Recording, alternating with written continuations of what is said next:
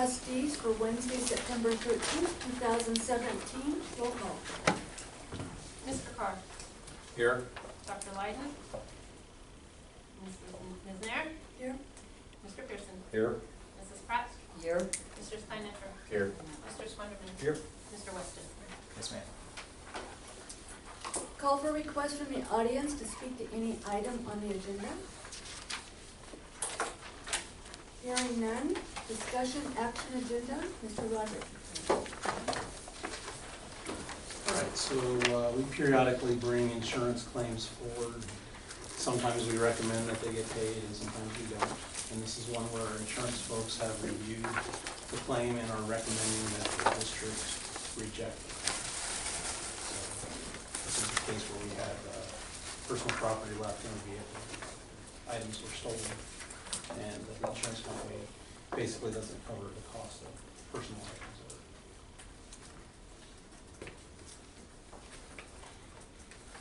Okay, do we have a motion? I'll move approval. Second. Okay, we have a motion by Kendall to reject the claim, a second by Scott. Any further discussion? All in favor? Aye. Opposed? Motion carried. Comments from individual members of the board?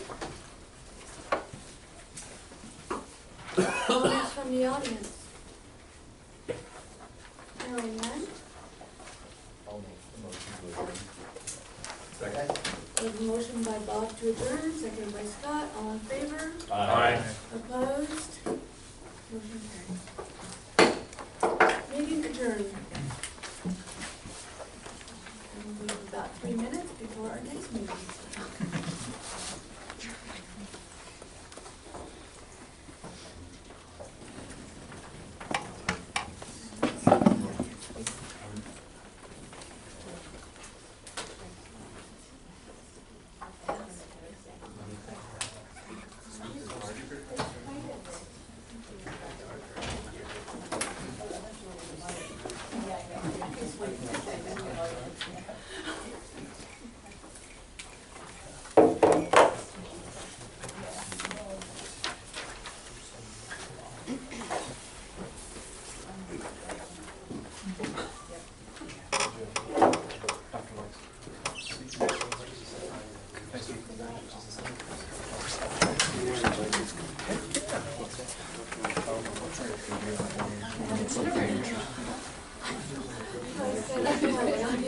What did I tell you?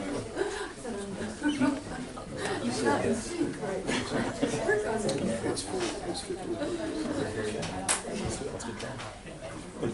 Nothing is high. That's what's me. Get with your dad. It's weird.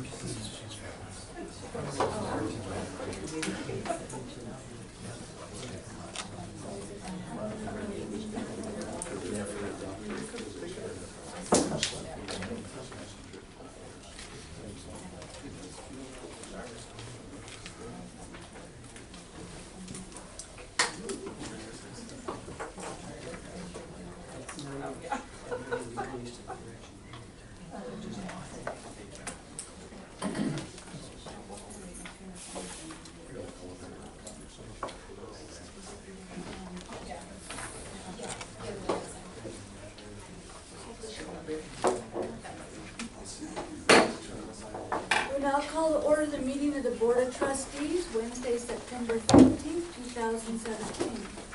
Roll call. Mr. Carr. Here. Dr. Lyden. Present. Ms. Nair. Here. Mr. Pearson. Here. Mrs. Pratt. Here. Mr. Steinecker. Here. Mr. Swenderman. Here. Mr. Weston. Here. Would you please stand for the flag salute? I pledge allegiance To the flag of the United States of America, and to the republic for which it stands, one nation, under God, indivisible, with liberty and justice for all.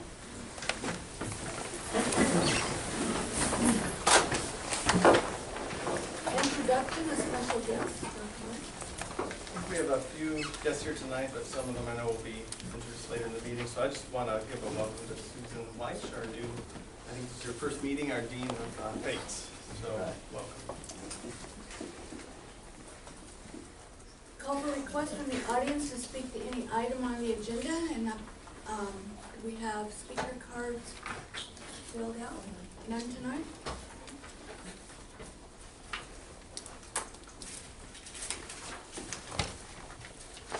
Okay, before we start our reports, I just want to remind my fellow board members that to stay with protocol, that when we have the reports tonight, or we have going over an agenda item before we start asking questions, or before we have discussion, we need to have a motion and a second on the table before we do this.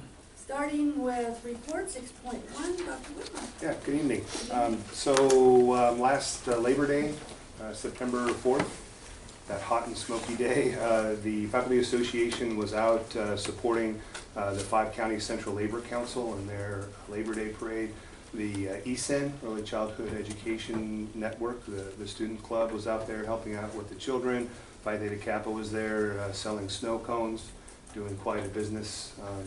It was, got a talk with the sheriff and several politicians, Dolly's office and so forth. It was a good time. And Lowell Urian, I think he said that, quoting Casablanca, this is the beginning of a good relationship. So it was it's a good experience, and we look forward to working with them and more to come. We've had lots of meetings with some politicians and their representatives, and we have been interviewing candidates for the Board of Trustees, so we're very excited about that effort. Faculty continue to work very hard, and there's a lot of tired faculty out there even within the 5th week of campus. Last meeting, 2 of the programs that were heralded, nursing and theater, and I'm thinking of other programs that we are known for in the campus, like ESEN and food services. Besides the theater, sports, the sporting program, these are some of the hardest working, and nursing are the hardest working people on campus, and they're wearing out. And so I encourage you to look into this. But we're going to be talking about this at our Faculty Association meeting on Friday with some other important things that are coming up.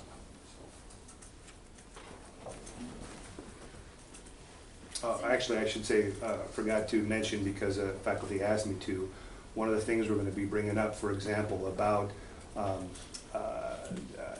people working hard but not being paid equally. For example, it was brought up that faculty only get $5,000 for life insurance, term life insurance. Administrators get $100,000 for life insurance on campus, and that has caused quite a buzz among with faculty. That's the latest and greatest that we're going to be talking about on Friday. Sorry, I forgot to mention that. Thank you. 6.2, Academic Senate. Yes, thank you. First, thank you for the Brown Act training. That was very useful, and I'm glad that I was able to attend. The Academic Senate has been working the end of last semester, and we're finishing this semester on revising the hiring procedure for part-time faculty with the goal of making hiring more consistent on campus.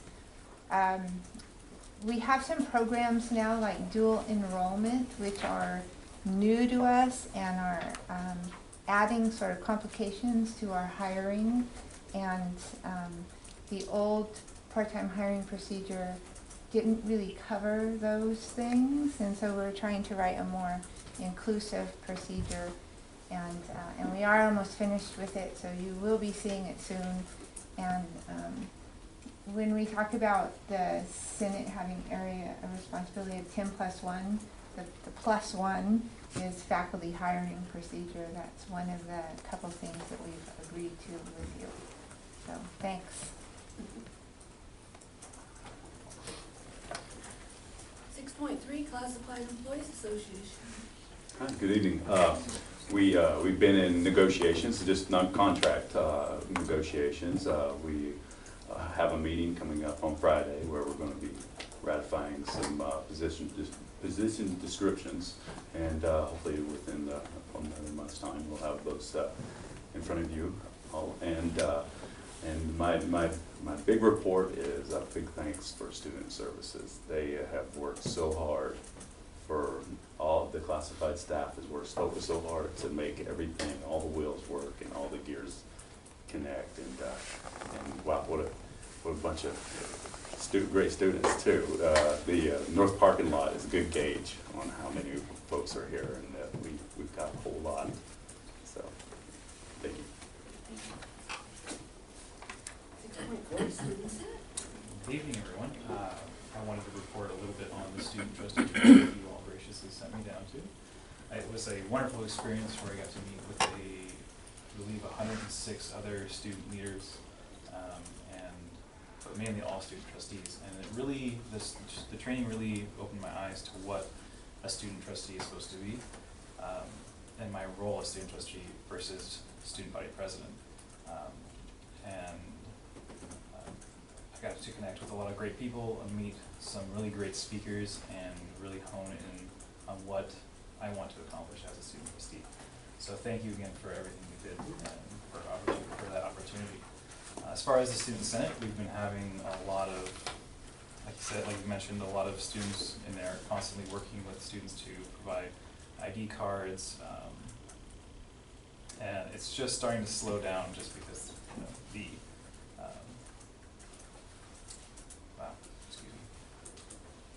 the semester's been rolling out, but we've been having a couple of the senators actually attending standing committees acquainted with board policy and administrative policy. So that's continuing to go on. As far as our events that are coming up, we have Transfer Day and Constitution Day tomorrow. Transfer Day is kind of like an informational booth for students to gain information on four-year transfer degrees. And then Constitution Day is celebrating our Constitution, and we'll be handing out cake in the cafeteria if you all would like to attend. Both tomorrow. What's that? Both tomorrow? Yeah, both are tomorrow. And then I believe we'll be in the cafeteria from 2 to 3 p.m. Oh, sorry, 1 to 3 p.m. And that is my report. And unfortunately, due to an outside matter, I have to request leave after my report. So I apologize, but thank you for everything, guys. Okay. 6.5,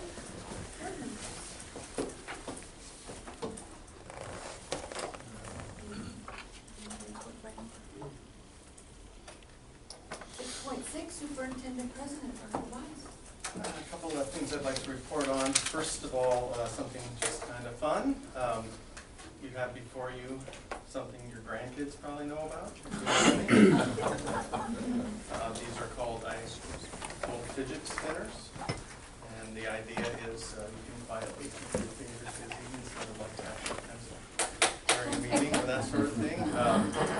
I know some elementary school teachers who ban these because they're tempting to use as throwing objects. But I just want to let you know, Susan Meacham has been going around and passing these out to people and saying how many smiles they're causing, and she asked permission if she could leave some to the board. So this is from Susan Meacham.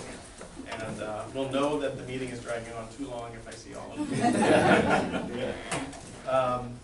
So it's a message sender as well? It's also a subliminal message sender, yes. We have a little later tonight, you'll hear a little more about the bond sale and the success of that. So I won't speak more of that right now. I did want to mention, I think this is making the rounds, but the sheriff sent us a couple of hard copies of the California State Sheriff's Association magazine.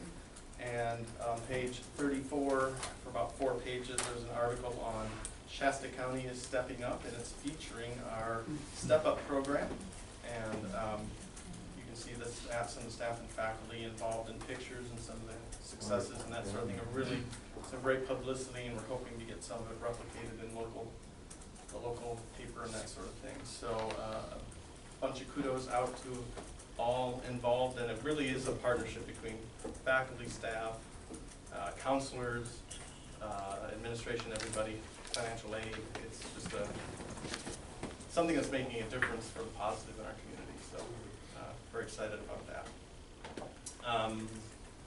And lastly, next Friday is the second session of our coordinated leadership development process, and I think we have about 30, 35 people signed up to come, and that's our where we're bringing in that consultant, Ray Schwartz, and it's helping us examine how we do things and how we want to be in the future. So it's kind of an exciting process. There have been, I think, 60-some confidential interviews done over the summer and late spring and early fall, and so it'll be kind of a chance to discuss themes and things we'd like to change for the better.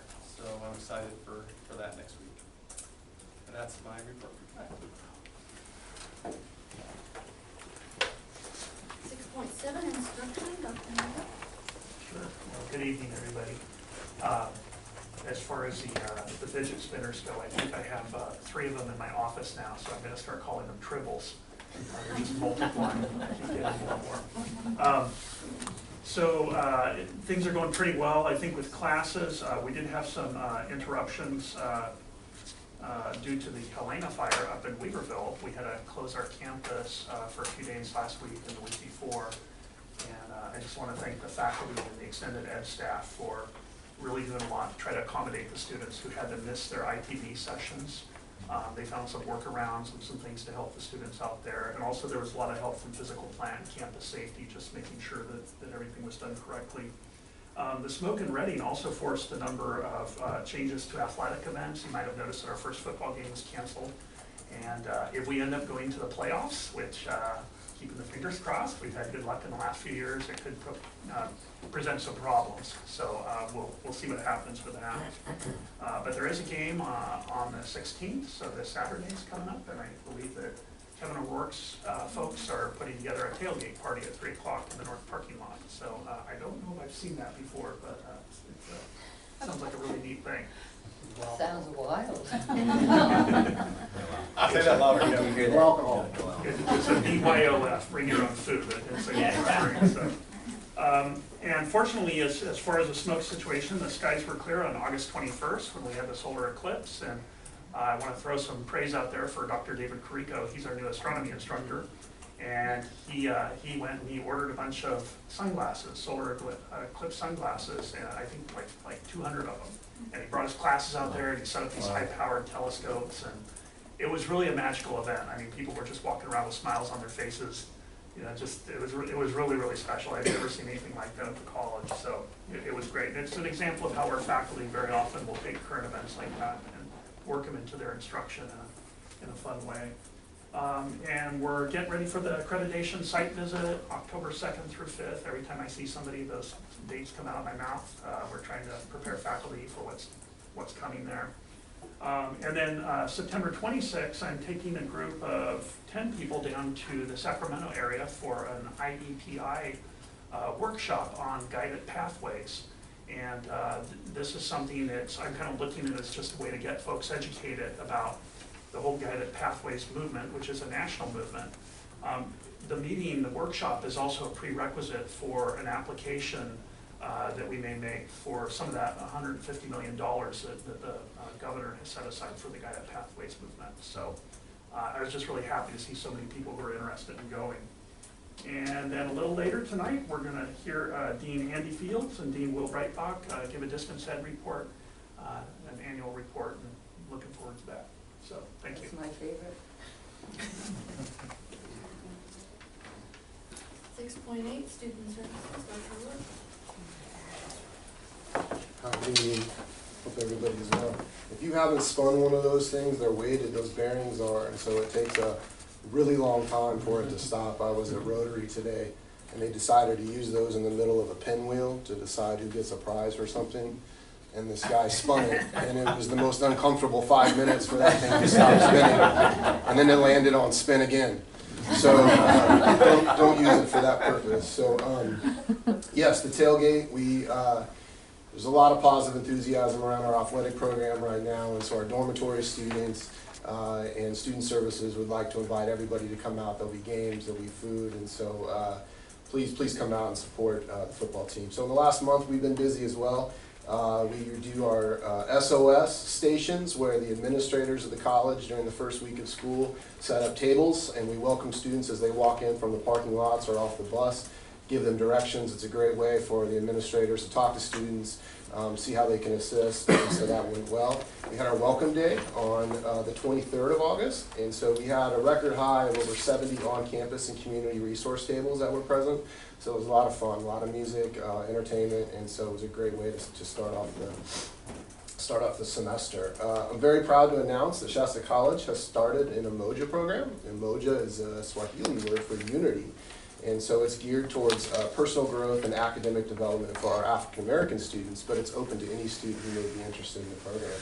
Our project lead is Jerry Brown, and those of you who have not worked with Jerry Brown, you know him. He's our head women's basketball coach and just overall a great person. We also have 2 staff members assigned to the program, Rashawn Williams and Nate Stenham, and Sonia Randawa is the counselor for the program. So we were starting off pretty slow, anticipating about 20-25 students signing up for the program, and we had 70 students who have already signed up, and so we're having our first official meeting tomorrow, and so we're extremely proud of that. On September 11th, we continued with our tradition of placing our 2,996 miniature flags on the quad lawn in remembrance of the lives lost. I want to thank the students, and in particular our classified staff. A lot of classified staff came out for that dedication, and so I want to thank them for that. On Friday the 15th and Friday the 22nd, we're having our 8th grade career days, and so we're anticipating over 1,500 8th graders from 24 different local middle schools, and so that's always a great event. We have so many now that we have to break it up into 2 Fridays, and so with the tours and the career booths, so I guess it's never too early to start recruitment. So also, I know there's been a lot of questions surrounding DACA and how it would affect our Dreamer students. Our Office of Student Equity and Inclusion, led by Dr. Brissolara, is co-sponsoring DACA information sessions for our students or community members that may have questions about things. It is in conjunction with the Department of Justice Accredited Immigration Specialist, Mariela Hernandez. And so the first one will be at the Tehama campus, Thursday, September 14th, from 12 to 3 in room 7206. And then there'll be a follow-up one on the Reading campus, September 28th from 1:30 to 2:30. And so any questions related to current policies, resources, and any information that that you may want to send or questions answered, things like that, those will be some informative sessions. Connected to that, I'm very proud to say Dr. Weiss authorized us hiring a longtime faculty member, Sal Valdivia, who taught here for 35 years, and so he will be a Hispanic outreach specialist. He's already started and working in Tehama and in Reading campuses, going to churches, grocery stores, places like that to reach out to our Hispanic populations. And if you don't know Sal, if you're ever in need of a smile or a laugh, stop and talk to him in student life. He will crack you up, and so we were very happy to lure him out of retirement. And then quickly, just a North State Together update. The president of Chico State was here last week, and she spoke to the Reading Rotary and mentioned Shasta College multiple times, and also North State Together and some of the partnerships that we're doing with Chico State. So we were happy about that. We will be up in Trinity tomorrow. Thank you, Rayola, for attending that to try to get the collective impact group going up in Trinity. And then the following week, we have a community forum in Modoc County to try to finalize those. So we're hopeful that we'll have all 5 counties up and running very soon. So thank you for the opportunity to give an update from Student Services. Thank you. 6.9, Administrative Services. All right. I've invited a guest, but before we get to that, I want to talk about the budget to actuals that's in your section in there. You take a look at the budget to actuals on page 6 of the board agenda. You'll see at the top of that, academic instructional, it's always 0% at this time of year, so that's just one I like to point out this time of year because those are 10-month employees. So you'll see that salary jump into the budget actuals on the next report. Just take a look at it. All the other numbers are trending fine. If we typically compare, should be approximately 8.3% of budget at top. We're tracking at 7.71 down on 17-18. Last year, this time, we were at 7.82, so we're consistent from last year about where we're tracking. So we're comfortable with this report. Any questions about this one? All right. So Dr. Weiss alluded to the fact that we sold some bonds, and it was very successful. So I thought I would invite in our expert, John Isom from Isom Advisors, to kind of tell you how that went and give his perspective on it. I got a hand out here.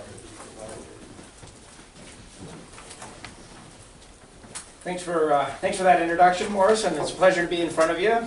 It's hard to believe the last time I was in front of you was actually early 2016. I would have thought it would have been more recent, but it was early 2016 when we were sharing the results of the survey, and the recommendation at the time was, if you put a bond on the ballot in November of 2016, we think it'll pass. And it did. Not by a huge margin, but that doesn't matter. It passed. And that's all that does matter. So this is a brief presentation designed to kind of bring you up to speed on our first successful, I'm going to say very successful bond sale, and give you kind of an idea of what the future of the bond program has in store. So on slide 1, just by way of review, over 55% of the voters approved our measure, $139 million, to do a number of renovation and modernization and new construction projects in the district.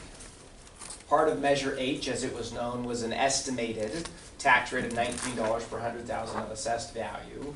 And as you can see based on the chart below, this is the first of an estimated 4 series of bond sales. In this instance, $50 million was the amount that was sold in August 2017.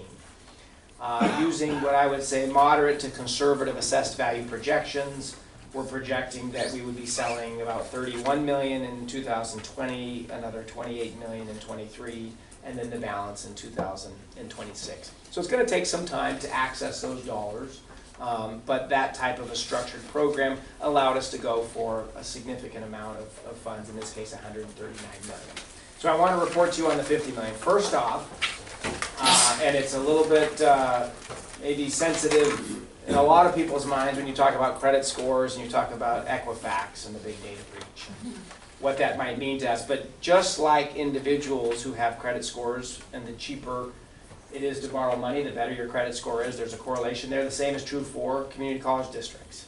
So with staff, we went to San Francisco and we sat down and we met with Moody's Investor Services and S&P Global Ratings to make our case. So unlike Experian or Equifax that just kind of assigns you your credit score and that's that, we get to make our case and say what a great district we are, what a strong local economy we are, what good management we have.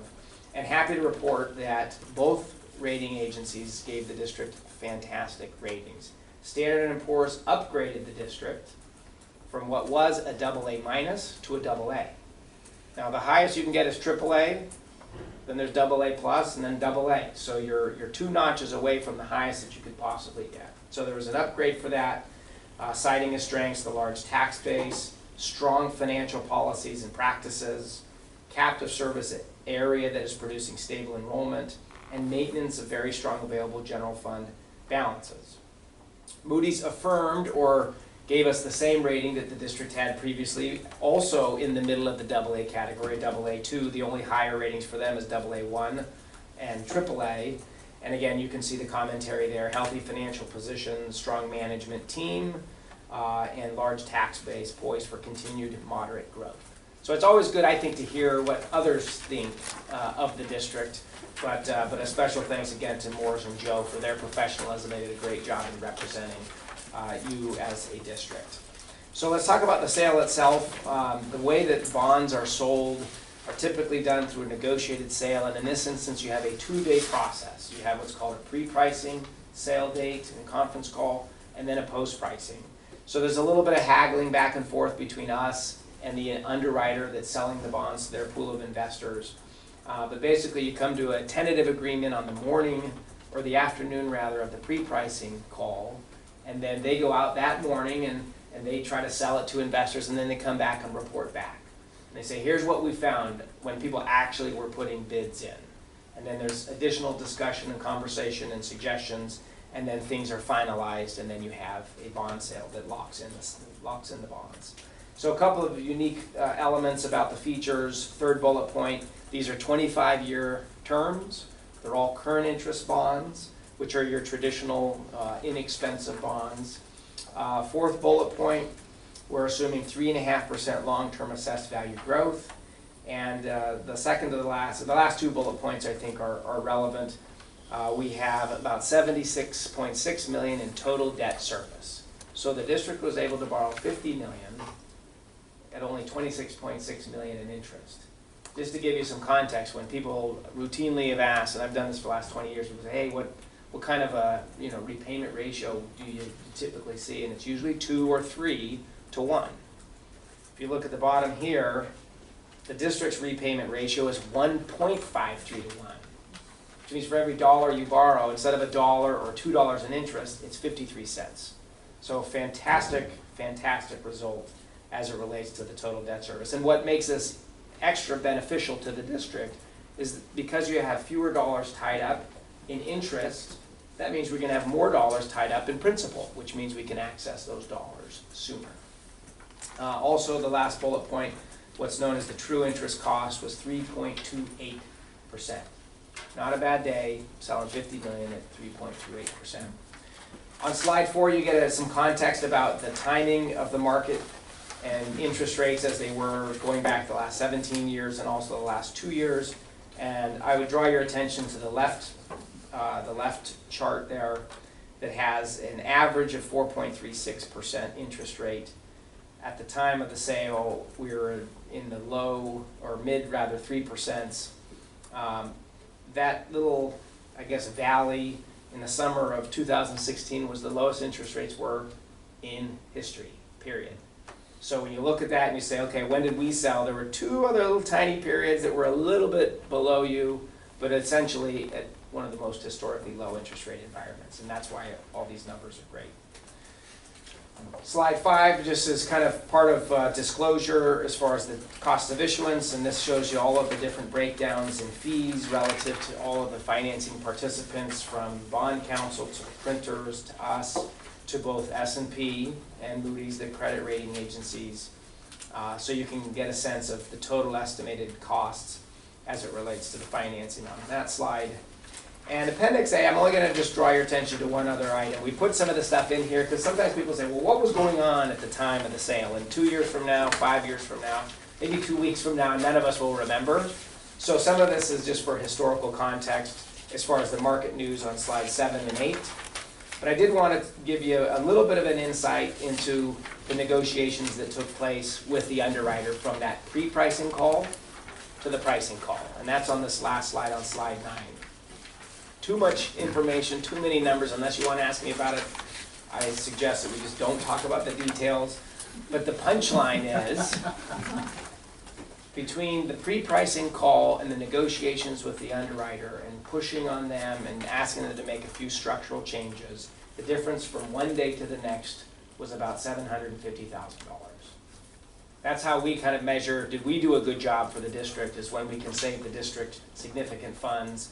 And that was a $750,000 day as far as saving the taxpayers in the district additional dollars. And that concludes my report. Happy to take any questions if you guys have them. Great stuff.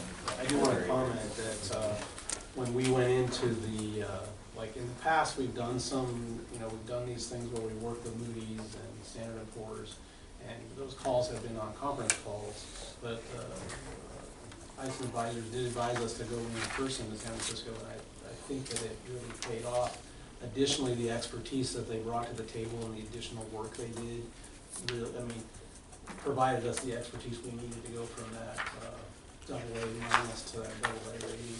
And so, so I do want to commend their staff and the work they, expertise they provided. So. Thank you.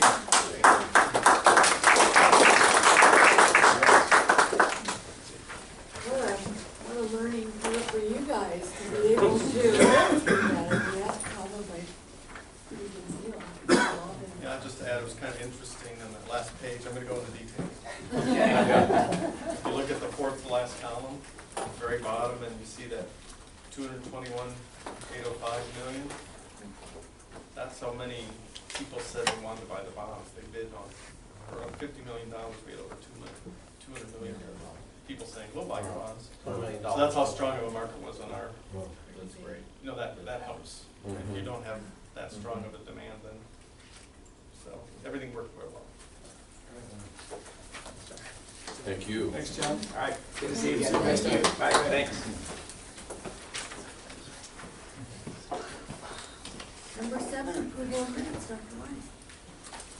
We have them submitted with all the attachments from last time for your approval. Your approval. I'll second. Minutes, I have a correction. Well, let me do the motion first. We have a motion by Dr. Lyden, a second by Kendall. And now we'll have discussion. Okay, I thought you had done it, excuse me, I'm too fast, okay. Correction on agenda page 15, and that's minutes, page 8, and paragraph 7 at the end of the paragraph 7. Oh, okay, it's the second line, paragraph 7. It says customer service and some of the students were hired. And it should be 2 students were hired. Is what we said. That's right, I remember that. That's it.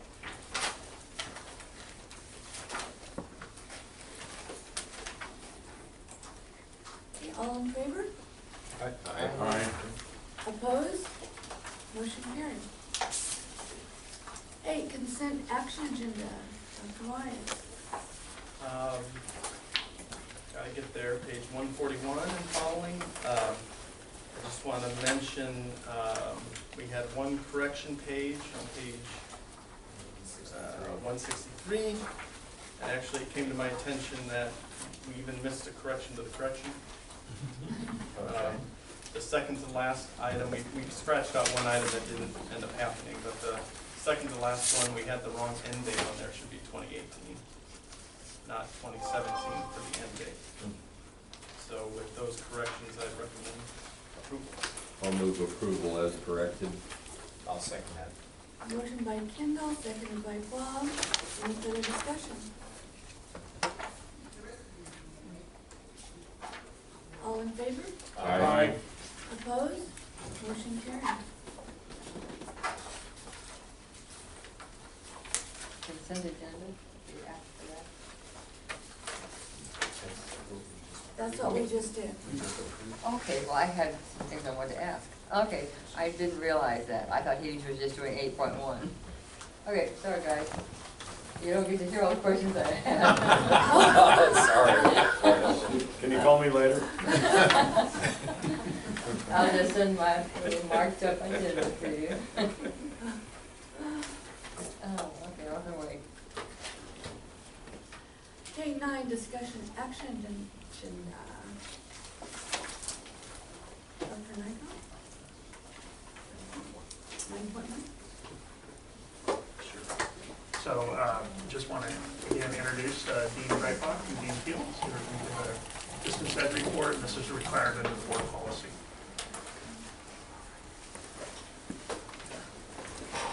Good evening. Good evening. We're going to share a little bit about what's going on with distance ed. Like we do every year, we'll just wait for the projector to warm up, and I want to dim the lights.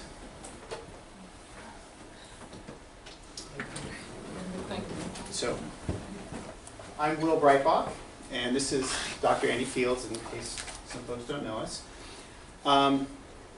First, we want to brag a little bit about our success rates.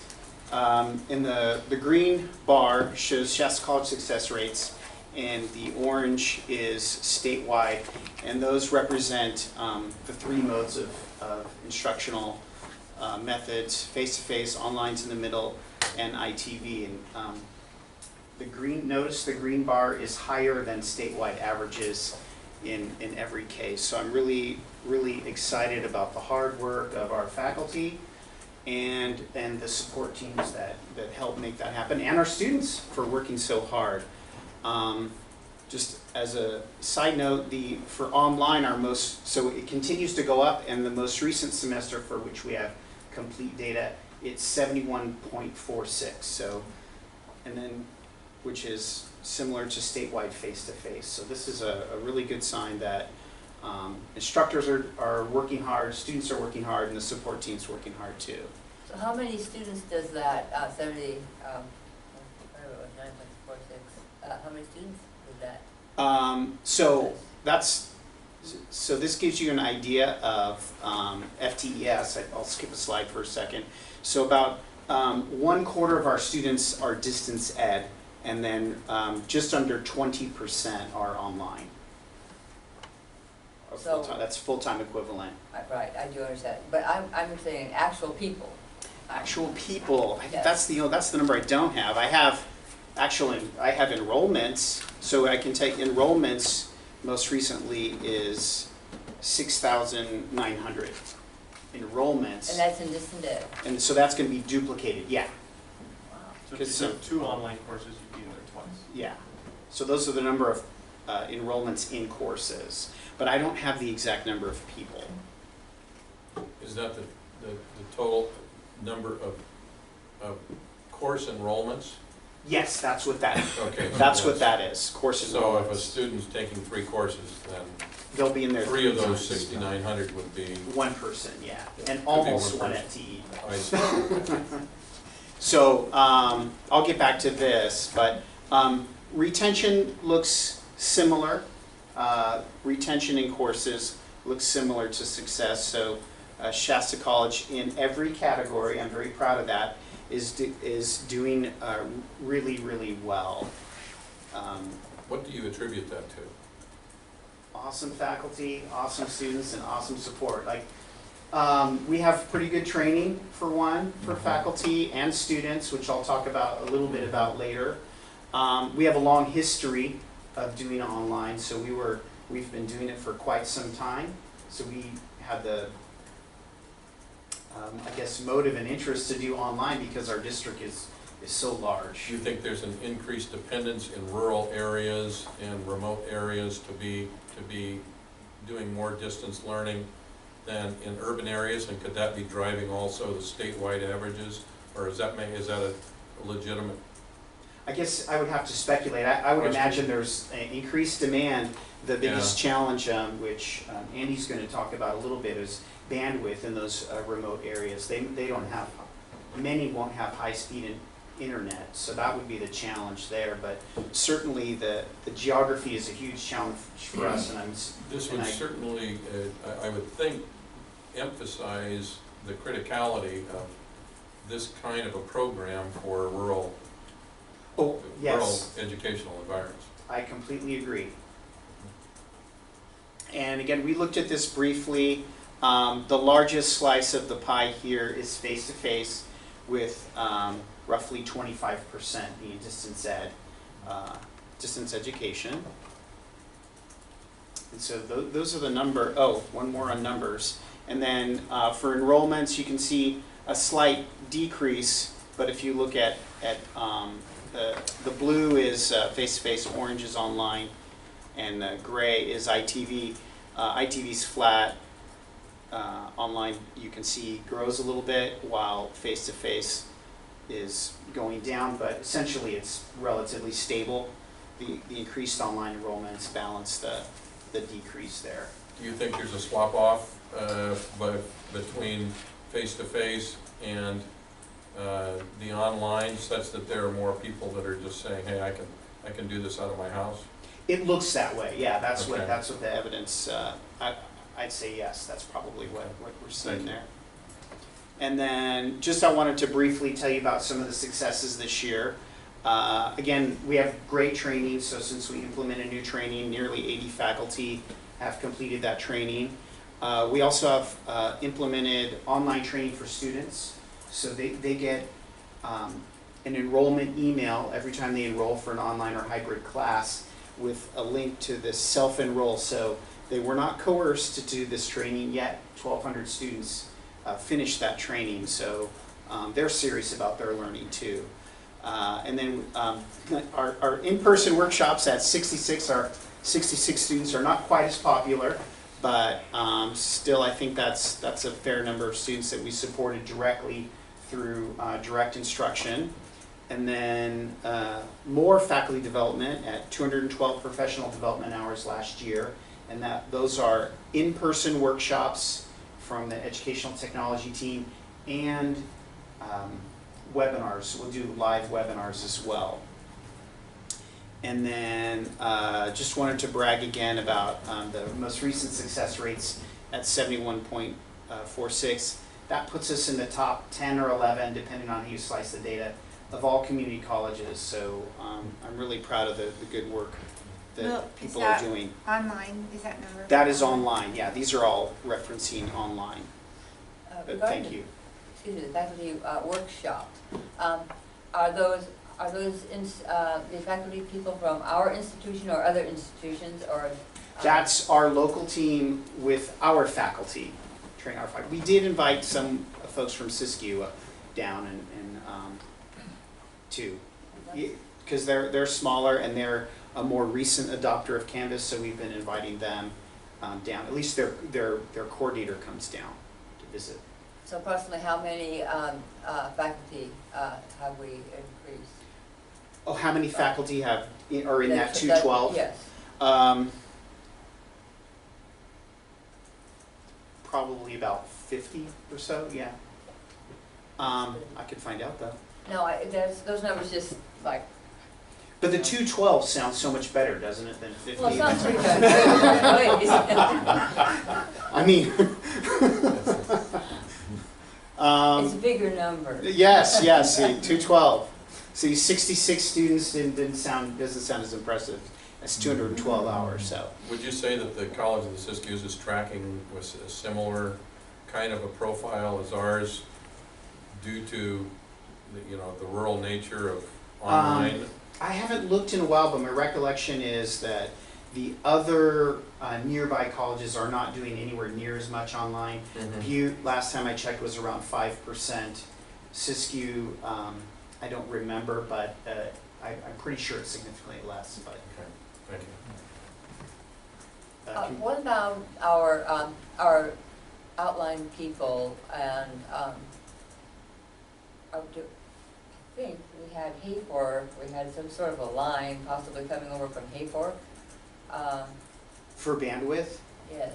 I don't, Andy might know more about the infrastructure development. Did you want to? Yeah, I can speak to that in a minute if that's. Oh, all right, thank you. I think he specifically references on a slide. And then I just wanted to tell you about future developments. We have groups of faculty working on helping us chart the future for online education. So currently we have 2 programs that are fully online. One is Health Information Technology Associate's degree, and the other is the Health Information Management bachelor's degree.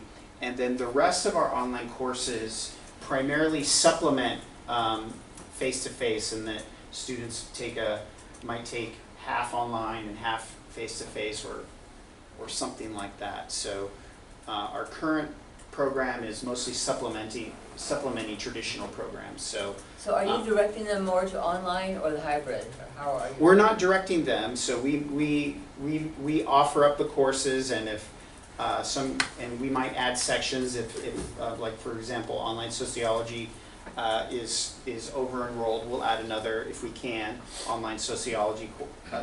So we don't really we provide choices, and I think that's a good approach for our area. And then they can get both experiences. So So over the next several months, we'll be, faculty work groups from the Academic Senate will be advising the college on which programs we might consider offering online and how we might be more, which programs make the most sense for our community. So I'm sure you'll hear more about that later this year. And then, of course, the ed tech team is always looking for new opportunities and new ways to support faculty. So we'll be, and definitely more support for media, video production and that kind of thing is something that we'll be working on to support faculty and students. Video support for students too.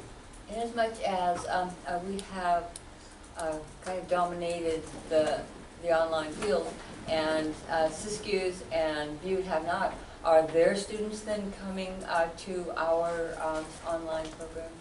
I haven't looked at the demographic breakdown, or the geographic breakdown. Last time, I think a significant study was done, is probably 2014.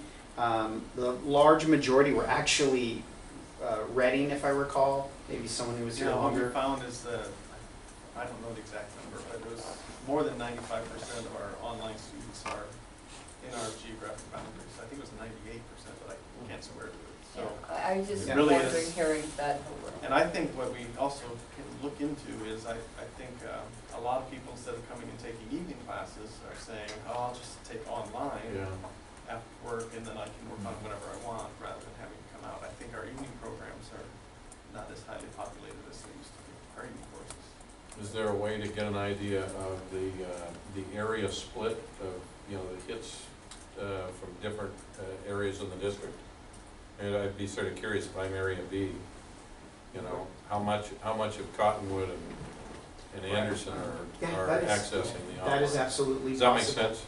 Yes. Yeah, we're actually looking into that to see if we can identify by zip code. Okay. So that we can then figure Yeah, out current where zip our code and where online they're students are. Gotcha, thank you. So if I could add one piece of anecdotal evidence towards the retention piece, and this is of course anecdotal, but I know I've been in the majority of the conversations I've been in at Shasta College have been focused on student pathways and student success, even though I know there's a big pathway movement, but generally a lot of the conversations have been that way, so that might be a contributing factor. I can't speak to the rest of the state as far as retention, where we just keep our students moving forward. So it's inspiring to be part of those conversations regularly, to where we're thinking, a lot of the faculty are thinking, the deans are thinking about where do students go next? Not just this course, but then how do we schedule the next course and what we're looking at. So, and that kind of leads into the new direction of ITV that we've been heading. And so ITV, as you know, is interactive television, which is kind of an inappropriate term for it. It's more like live video conferencing, right? Video streaming. It's our synchronous online tool, is the way I like to describe it. So, because it's all internet based, we run it through our own system. So a couple of years ago, in doing these reports, we noticed that ITV is the only modality scheduled separately. So we schedule online and face-to-face all in the division deans, and then I schedule ITV and face-to-face in Tehama, Trinity, and Intermountain. So we said, well, gosh, shouldn't we try to kind of work together on this and try to figure this out? So it's been over 2 years in developing this process, and we had a lot of groups participate in this process too. It started with the community, where I went out to a lot of different community members and said, what should we be doing? I said, this is what we're doing now. And I was working off a 2-year plan that we kind of put together when I first got here, that was based off of a lot of historical data. It was just, this is what we've always offered in this semester, that semester. And it had a lot of challenges with it. If students came in semester 2, 3, 4, they were off track. We had to rebuild the schedule every single time from scratch, every single semester, so counselors couldn't rely on it. They didn't know what was going to be next and when. So there was a lot of challenges with this. So we started with community saying, what should we offer? We got some ideas. Then we brought it to the dean's group and our extended education counselors and started to kind of draft this idea. Instructional council, distance education committee, the academic senate, and counselors. finally to the cabinet as well. So there's a lot of stakeholders in this new strategy that we're moving in. And so before I get into the strategy, I just want to kind of acknowledge some of the challenges that ITV has faced. And starting with interested faculty, it's hard to convince faculty sometimes. Some are really passionate about it, and some see it as an extra thing they have to do, because it is. They have to, you know, switch the screens and, you know, work a camera basically, you know, in front of the camera. Scheduling was a challenge, coordinating with the division deans. We were always trying to not schedule against each other. So if we had Spanish 1 on ITV, we had at a particular time, we didn't, you know, we tried not to have Spanish 1 face-to-face here on the main campus, because our ITV has a classroom here on the main campus as well, so we would be competing for the same students. So we said, well, we tried a lot of different strategies, but no matter what, we always seem to have a couple slip through. I mentioned the separate scheduling than online and face-to-face. ITV is a very expensive infrastructure. We looked at, you know, could we expand this? If we did, we have to add a 4th classroom, because we currently have 3 classrooms at each location. We'd have to add a 4th one.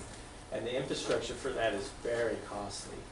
I said, gosh, that's really expensive. There's also limited capacity. The equipment that we have right now will only be able to serve so many classes and so many students, and that's it. You know, we have to either invest in more infrastructure, or, you know, the students are out of luck in these remote areas. I have a question on that. If you had something like, say, the Cottonwood Community Center, right, and they had a vested interest down in that area to expand and maybe get the local community to use that facility more, and maybe for something like this, is that an initiative that could be undertaken, or is it? So we actually have a partner in Amador County, believe it or not, which is south of Sacramento, where they've approached us and asked if they can link in. And there's still there's a tax on our infrastructure with our support network. Is it the electronic infrastructure you're talking about? Yeah, it's our It's not the brick and mortar. No, not well, there is a cost with that as well. And then there's also a staffing cost, because the ITV network. Gotta have somebody there, right? Yeah, we'll have glitches, and our staff are there at each location to troubleshoot. So there is that cost as well. So it's kind of combined with a lot of different things. Whereas when we look at online the cost is really low. So I don't want to get ahead of myself on this one, but feel free to ask any questions. So a relatively flat or declining FTS, we're kind of looking at that. That could be a function of the capacity too. Maybe it's only a certain percentage. And it's just very costly to scale. So what we were talking about, we said, okay, well, let's focus on student options. So right now, I hear this quite a bit from students in, I'll say Weaverville. They come in the door and they say, what can I accomplish here? And don't tell me I have to move. And I hear that all the time. You know, they want to know what they can do right there, you know, right there at our facility. And some of the challenges that they have, a lot of them can't get internet, or if they do, it's like 2 megabytes per second. It's not great for success in online courses. So we say, well, we have our ITV, and then you can do online. And they say, well, I can't do online. And then some of the distance too. Some of them, you know, they can't travel. The ones who can move as an option typically have already moved. You know, so we're serving students that have a lot of barriers there. So we are focused on how do we create more educational options for these students, and how do we create more courses, more pathways. How can we link it to the BOLD initiative? And so our thought was, instead of scheduling separately, why don't we work together so ITV complements and augments online. So we offer courses on ITV that are not offered online, and then we still offer high demand GE courses as well. So instead of trying to duplicate systems, we're trying to merge the systems. Part of this too, it would be to reduce the 2-year schedule to an annual schedule. So we said, okay, we're going to focus on this core. So every fall is going to be somewhat the same. Every spring is going to be somewhat the same, which then helps us with our scheduling and coordination. We're going to increase broadband to all the sites, so then students can come to our sites and take online courses. And so this is, our IT department is working on this right now. This is, I think, the question that you had, Rael, about lines going up, and there is a dark fiber that's going up to Hayfork and over the hill, but my understanding is they're not gonna light it up unless, for a significant amount of money, they will. And so we're probably looking at just more T1 lines in order to get that going. That's the biggest challenge is Weaverville. Bernie, we have a solution, and Tehama, we have a solution, but our IT department's working diligently on that. So we promote online courses at our sites, and we have computers available for students to use as well. And then we were thinking, well, okay, the way how this could really work is if our sites became more of a learning center, and we had some sort of paraprofessional help there so that students can come in, because a lot of students, we hear they might not be ready for online. And online readiness, a lot of it comes down to study skills and time management, those kind of skills that will allow them to be successful. A lot of students will enroll in an online class and think, oh, there's no set time, I'll just do it whenever. And that's where they have problems. So we're thinking a paraprofessional there that can tutor, can coach them, can mentor, kind of give them the support, encouragement, maybe even create mini cohorts in these courses that meet there at the site. So when you say the site, are you talking about that, like the Trinity campus? Yes. And so that will become a vital. And trying to draw the local community in, they could use our computers, our internet, take online courses, and take ITV and augment, so they have more options. And then if we link it to the BOLD initiative too, then they can complete their associate's degree and then their bachelor's degree without ever leaving Weaverville. That would be wonderful. That's the idea that we're trying to push. So with that too, it's always hard to measure the full value of these sites that we have. You know, and we kind of talked about, you know, online FTS assigned by zip code. We're exploring that option to see how we might be able to do that, and also to figure out how we can really assess what these sites do, because they do so much more than just ITV, FTS. There's a lot of outreach that happens. It's an information hub for certain parts of the community. And a lot of times it's a conduit to the main campus. A lot of students will come in, ask us questions, register, and then move down. Right? So these sites do a lot of different things, more than just ITV. And so we said, well, gosh, we should be pushing online as well, and we should give them more options. You know, that is a very natural process, that the things that they have to learn, and should they have better access, they would then be able to follow that course in that line of education. But gosh, how are we going to get the technology and the lines to them? Yeah, I think the broadband we're working on, you know, again, it's just Weaverville figuring out that one. But the computers we have already in Tehama, we already have them in Trinity. They're underutilized in both locations right now.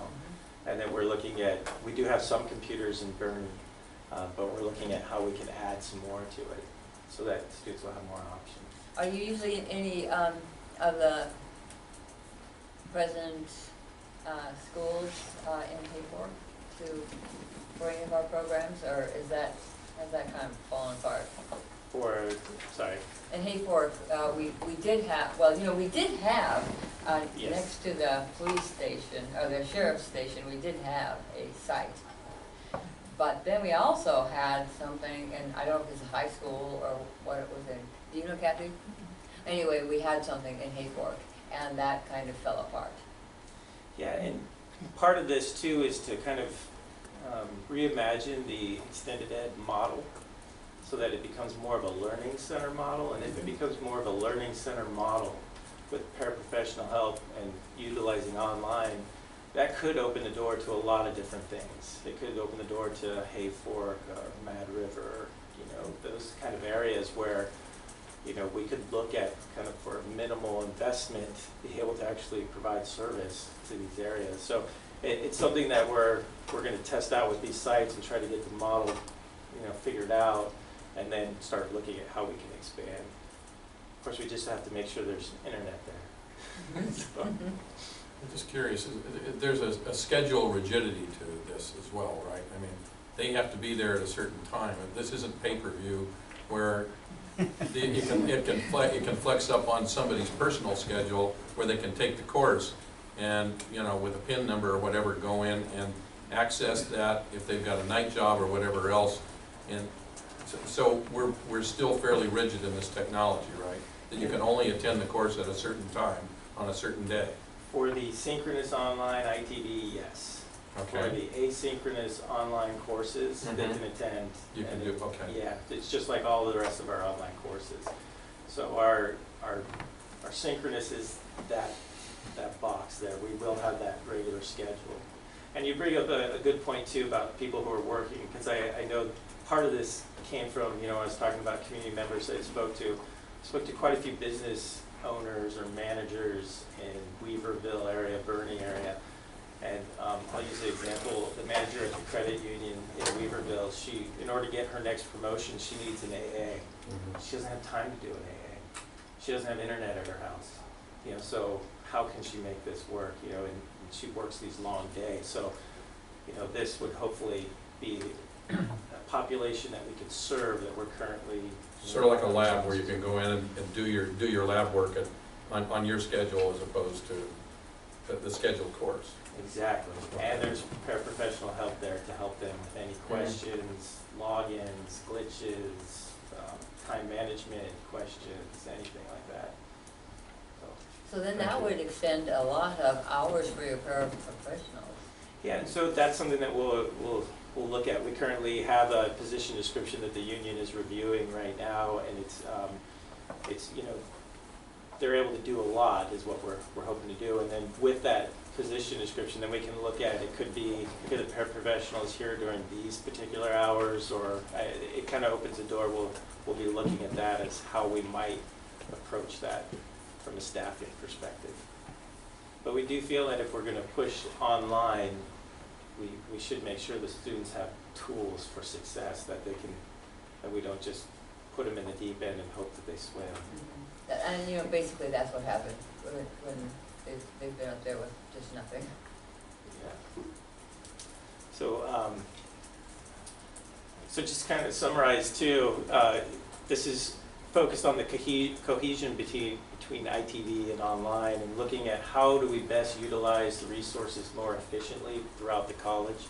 And all of it comes back to what can we provide for these rural students.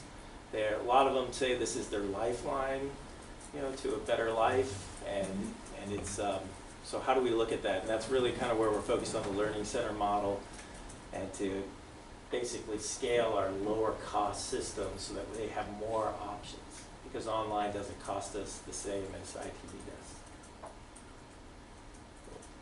Any more?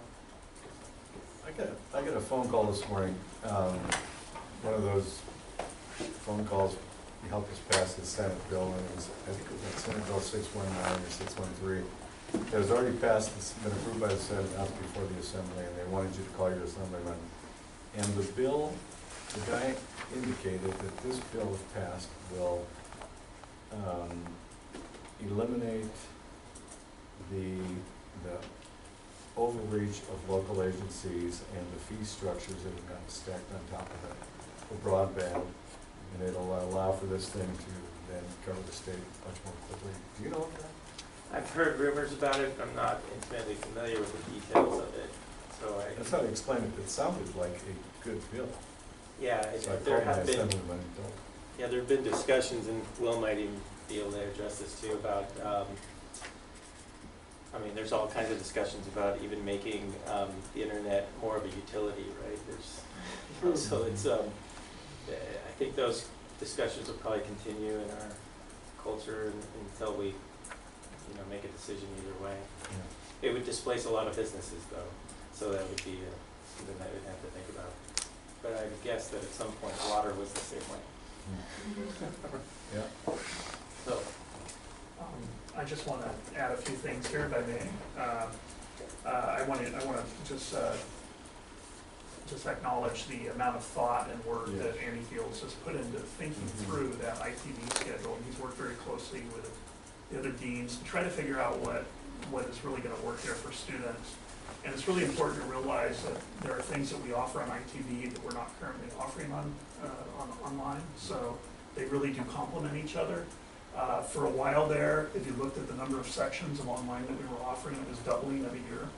I mean, it was really just an exponential growth, so it's not surprising to see that we have almost 20% of our FTS being generated by online, but there are still certain things that cannot be done online, or maybe faculty just haven't gone there yet, they don't feel comfortable, you know, with certain things. So in many cases, what's offered on ITV, that might be the only opportunity that students have. I mean, maybe you can't afford to have a standalone section of this or that class in Trinity or in Bernie. So there's really been a tremendous amount of thought put into this, but it's going to be a moving target, I think, where it's going to continue to evolve. And I also want to give a lot of praise to Will and his team. Those success rates with the online are really, really remarkable.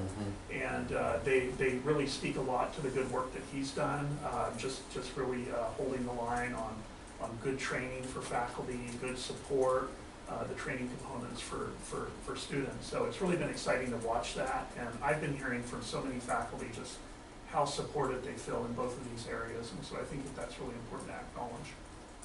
Do you think strategically that we could look or explore more community satellite venues for ITV that may not be within the college's brick and mortar infrastructure itself? I mean, the thing that popped into my mind immediately, I see that Cottonwood Community Center, and sometimes I go, what all's going on there? It's probably a fairly underutilized facility, and there's a lot of people down in South County, that could probably drive over there in 5 minutes. And if in fact there was and it may be that the community itself might even be amenable to springing a few bucks to help with the cost of putting the equipment in. Yeah, see. Does that make sense?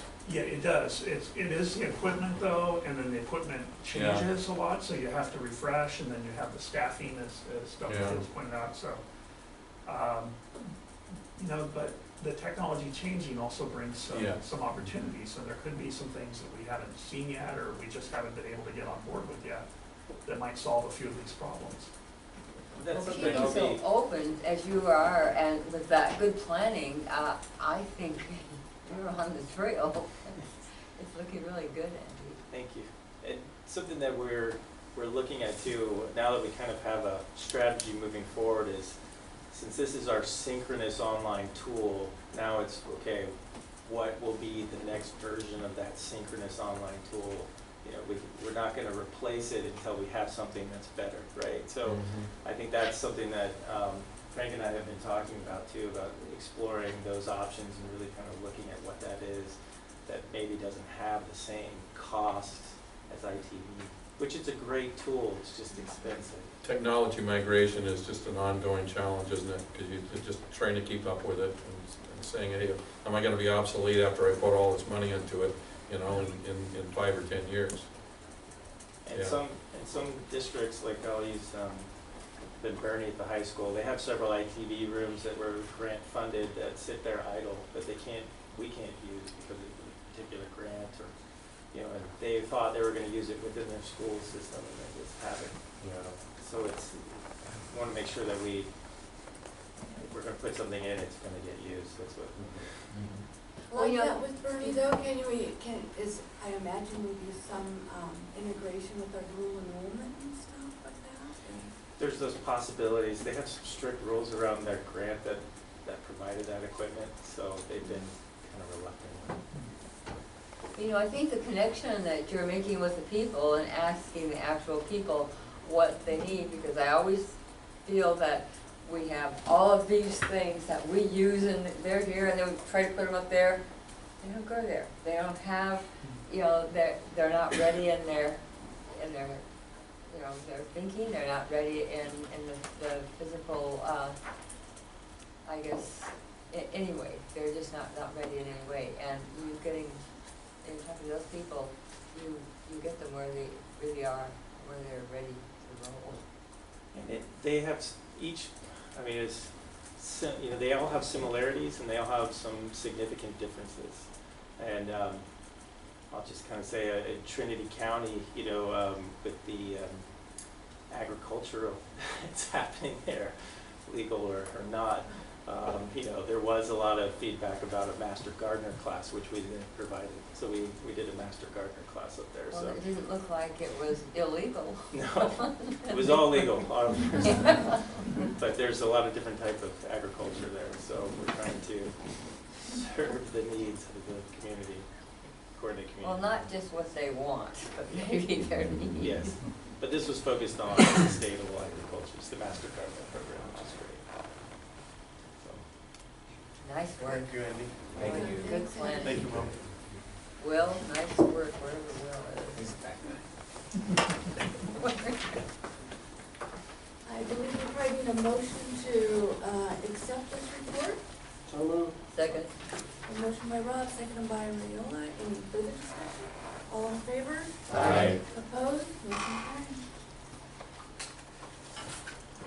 9.2, addendum to accreditation, self-evaluation. And this, you saw this report last year.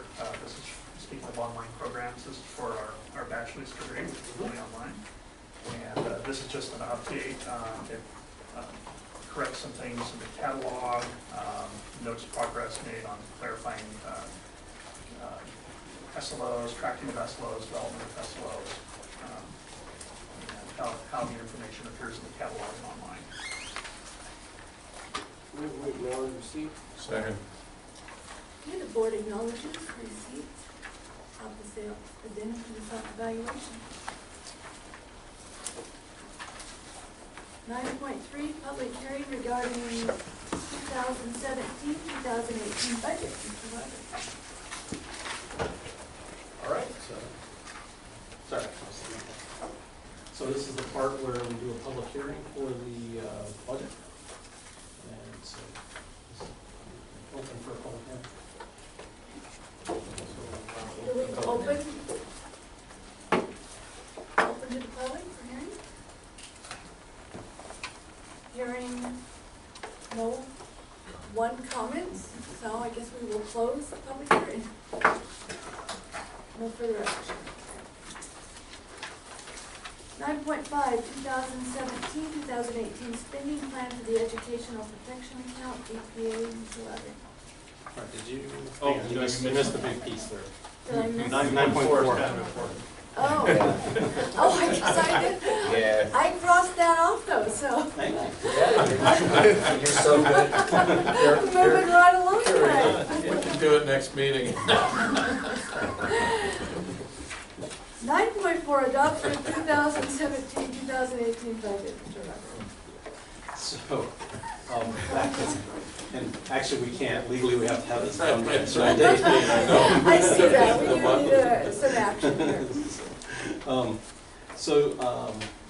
In June, you saw a tentative budget, and so now we're bringing the final budget. So that tentative budget is sort of a spending plan until after the state passes a budget, and then you put together your actual budget for the year. And so that's what we're going to bring you today. I know you've had a chance to kind of read through it, take a look at it, but I just wanted to talk about some key things. So some key items on the state budget that were really helpful. 183.6 million base increase. So to us, that was about 1.1 million in ongoing dollars to Shasta Farmers. And so that base increase was specifically provided the districts because of increased operational costs. And one of the main increased operational costs that they were trying to provide this for are increases due to stirs and bursts.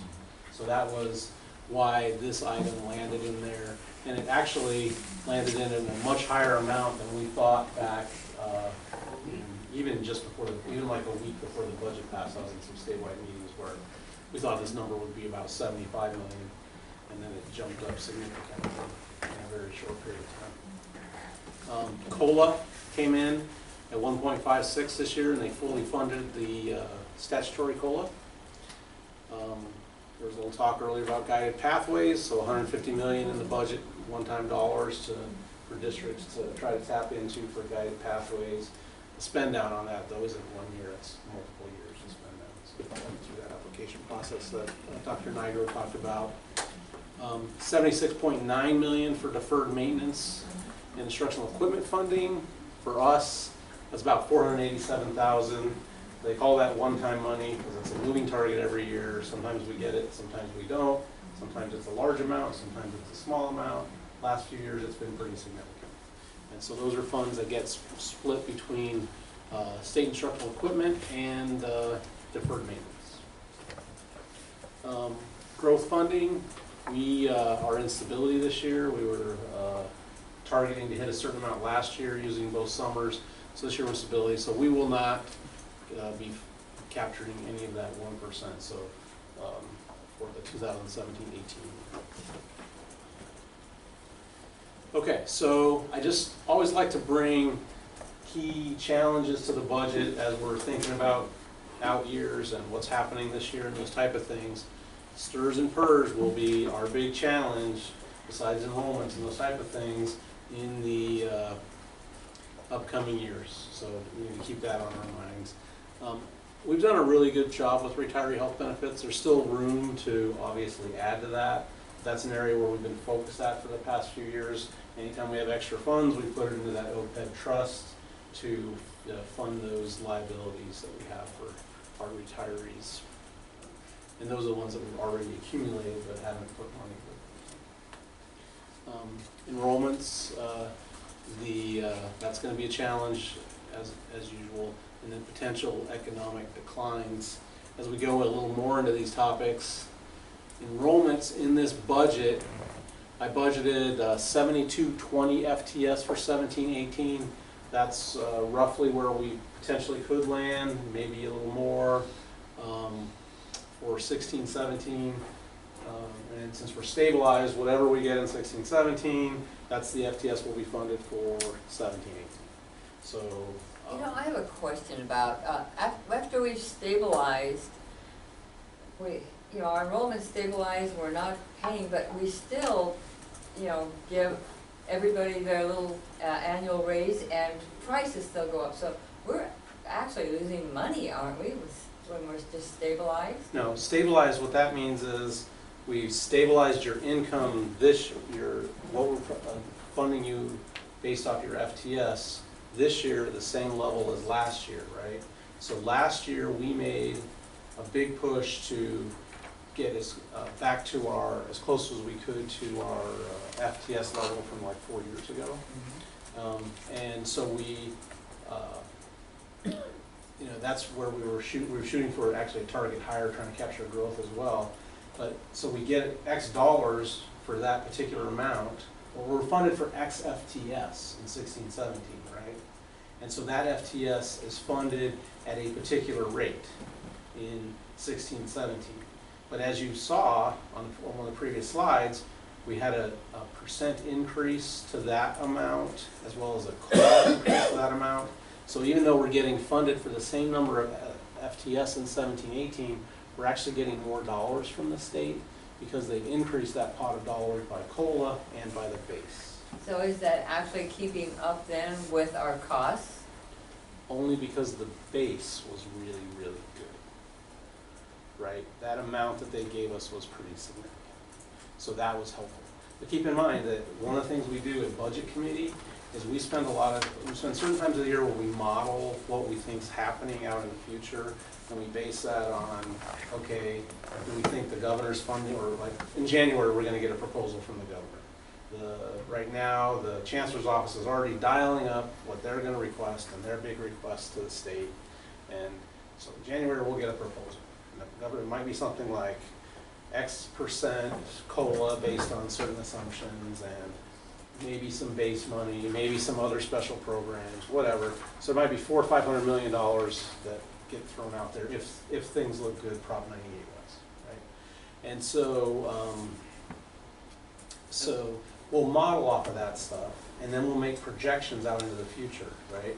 And then if we think things are going bad, we adjust downward by hiring. We might hire less, fill less positions, and then we drop our expenses down on those lines to kind of compensate. Okay, Morris, maybe I can, one way of looking at it, look at page 210 of the chart, where you have all the historical from 2004-05 up to budgeted this year. And if you look at the the estimated 16-17 total revenue. It's not a perfect comparison, but, because some of the revenue isn't from the state apportionment, but notice how budgeted it's 1.1 million higher for 17-18 over 16-17. So we're saying they're gonna fund us for the same FTS, but we're expecting about $1 million more. Now, there's other wiggle room, because not all that, that depends on other local income and things for part of that, but you can kind of see in that chart.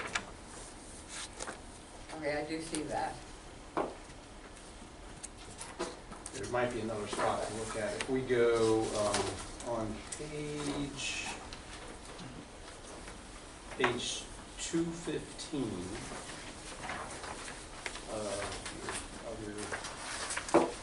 take a look at, so that's the income of the unrestricted general fund, right?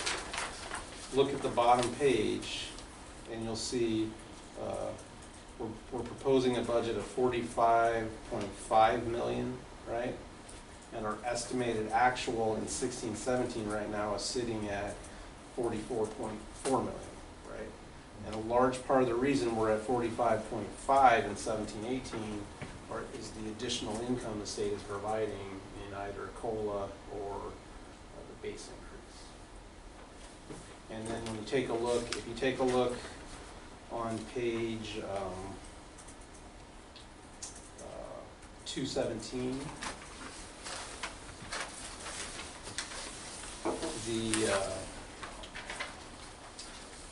there's a box at the bottom, and at the top of that box it says TCR. Do you see that? What TCR stands for is total computational revenue, right? And so that's the number that's really tapping in on that FTS stuff. And so some of that's a flat amount that's for our just having a college of a certain size, under 10,000, that kind of thing, 25 to 10,000. And the rest of it is all based on your 7,200 FTS, okay? And so you'll look at the TCR that we are looking at, our estimated actuals is right around 40 million for 16-17, but 17-18 we're projecting it out at 41.8. So that's, but it's still budget, I mean, that's still around 7,200 FTS for either year. Does that make sense? So that's the gain that we get. And if we didn't get that base increase, or if we didn't get that COLA, and then we would be looking at likely holding on positions, or those would be sort of recommendations we'd be taking a look at, or kind of like we did in the downturn where it got real frosty, and we didn't have a hiring freeze, but we had a hiring frost where we tried to fill key things, but held back on a ton of other positions. Right? Whereas from 2009 and 2010 to 11, I mean, total FTEs were 8,200 and 7,700. Can you point me to the page? Is this the economic downturn and? Page 209. So yeah, we've taken a significant hit, but the trend line actually, if you sort of look at the oscillations in this, are we in a downturn trend still, or is this like 2015? I see 2015, 2016, we were at 61. Yeah, 6,100. So from 15-16 fall to fall, we were swinging up, right? Right. So in sorry, 15-16 Right. to 16-17, we were swinging up. Right. We were doing a lot of things with trying to focus on enrollment, adding dual enrollment sections, which potentially could be true gains all the way through, but also there could be declines that are happening within it that are shadowed by the increases you're making in other areas like dual enrollment, or other areas where you're bringing in students. So you could have certain populations that are declining, or certain elements that are declining, other things are increasing. But as we're looking fall of last year to fall of this year, it looks like we're still on a decline, and you're looking for fall last year to fall this year. So then in those 2 years, I'll just add, this, when you teach a summer class and crosses fiscal years, you can claim that class in either year. And so that year, 15-16, we didn't claim much summer. So that's mostly fall and spring, that number. And then 16, 17, we claimed most of the prior summer and most of the following summer. Now, if you go into distance education, right, and the shift to online and ITV, are the 7,200 inclusive of the ITV and the online? Yes. So this is total, all of the educating we're Everything we doing. can claim. Where did we ever come up with there was another 12,000 That would be head count. head count. So we Okay. have a lot of part-time students. Okay, I got you. Thank you. The full-time equivalent is basically is 525 hours of seat time. So these are full-time. Full-time equivalent. All right, So okay, that's, full-time. that's 525 hours of a student being in a seat, whether it be an online seat or true in class. Are you concerned about a downturn? I mean, in this number from this number, or? I think we're going to be looking potentially into 18, 19, as we might be smaller than we are in 17, 18, but we might have a lower FTS threshold that we'll be looking at if these enrollment trends hold. So do we dip into reserves then if this happens? Well, the nice thing about having the fund balance that we have is that Right. we don't have to be reactionary, we can be proactive, and like I was talking about earlier, we look at projections, so we can see, well, if we decide to, let's say, not cut back on faculty yet, or not cut back on staffing in other areas yet, Right.